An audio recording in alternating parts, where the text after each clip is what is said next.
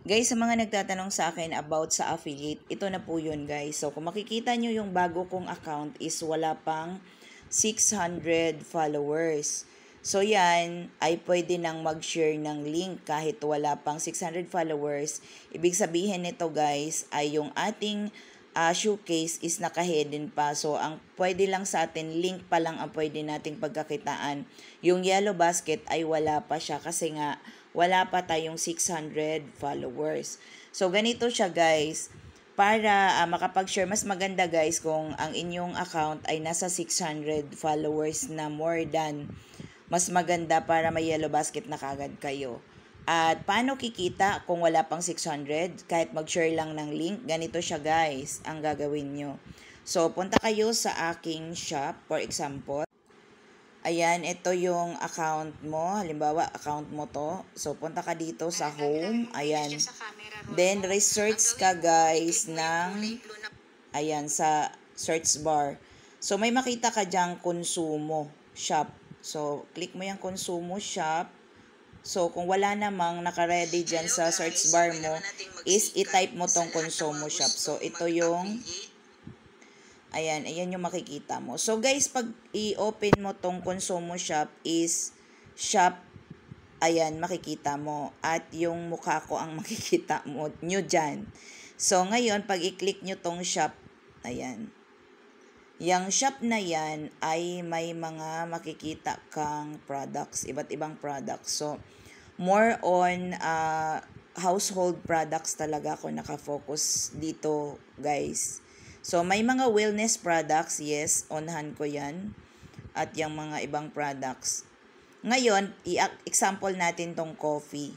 So, itong coffee na to guys, halimbawa, depende sa'yo, mas maganda nga kung may yellow basket ka na. Kasi i-click mo lang to. Ayan guys, tutukan ko to ha. Share to earn 13.65 per sale. So, wala kang hawak na produkto. I-share mo lang to. So, ngayon guys, kikita ka na pag may mag-click sa iyong pinost na link. So, halimbawa, kahit anong ginawa mong video, tapos mag-share ka ng link or picture lang ng Revitalife, then lalagyan mo ng link. Bilis naman yung phone ko.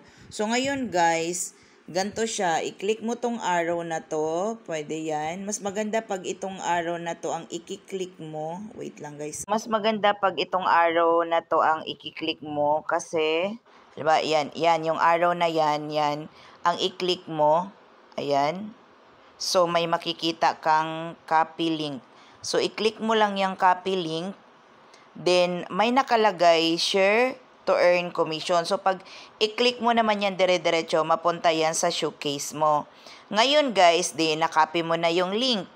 Kahit hindi mo na muna to mapindot, balikan mo na lang. Ngayon, guys, pupunta ka ngayon sa iyong Facebook. Halimbawa, punta ka sa iyong Facebook. Diba, nakopy mo na yung link. Ayan, punta ka sa iyong Facebook. Kunyari, maglagay ka ng caption dyan or ilagay mo yung link na kinapi mo doon sa TikTok. So, ayan siya. Pero mas the best, guys, ilagay nyo dito sa taas or doon sa comment section. Kasi yung comment section, guys, nandun kasi yung picture ng product. So, pagka kinapi-paste mo. Halimbawa, ito.